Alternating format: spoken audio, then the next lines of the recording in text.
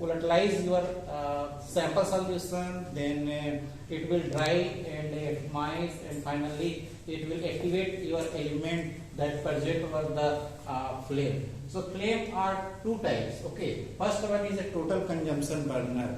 So total consumption burner is a three component. Okay, sample, fuel and oxidant mixed onto the burner. So that is called a total consumption burner. Okay, then we have a pre-mix burner. So pre-mix burner means before reaching to the burner or a flame, it get mixed. So this is called a pre-mix burner. Okay, then the flame. So flame can be different types of flame, and the different types of flame will be formed by the, if you will change the fuel, okay, or a oxidant, then the flame type will be changed and its temperature will change. Suppose if we will use hydrogen as a fuel and air as a oxidant, then the flame temperature will be different, 2000 to 2100 Kelvin. Okay, and if you will use acetylene, it will 2100 to 2400. Okay, so here as we change the fuel, or if we will change the oxidant type, then the temperature of the flame will change, and that will change the excitation or the number of atoms or element that present over the flame, and it will change the intensity of emitted radiation. Okay.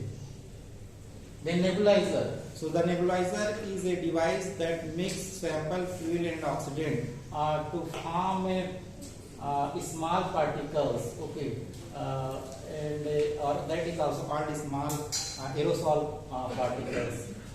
Then we have a mirrors and slits. Generally we will have a concave mirror and a entrance slit and a exit slit. And the function of a concave mirror is to pass the radiation onto the entrance slit in order to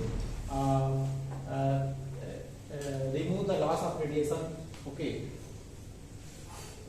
Then we have monochromator. The role of monochromator is to disperse the radiation, and generally in a flame photometer we can use a prism as a monochromator, and also the entrance slit, exit slit and a concave mirror are a part of a monochromator. Then a detector. So generally here we will use a PMT, photomultiplier tube, as we are using in a spectrophotometer. So these are the different components of a flame photometer. Then we have a amplifier or a readout device.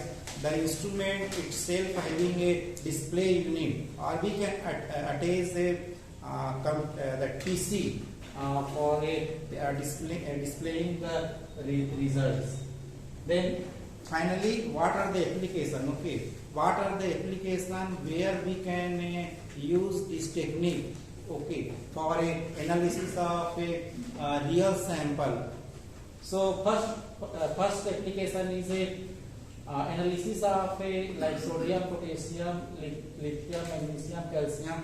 So this type of light elements can be determined in a flame photometer. So this is a very simple, rapid and economic technique. So we can also analyze these trace elements like sodium, potassium, calcium. So these elements can be used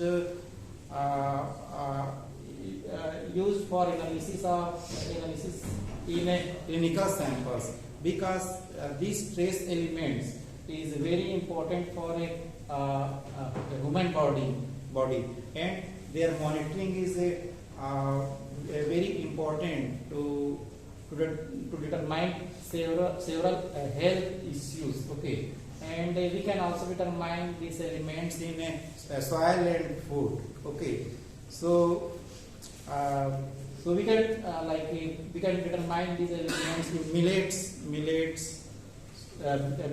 or food materials what we are taking every day, or we can determine these elements in a water sample, milk samples. Okay, so we can analyze all those elements where these elements are present.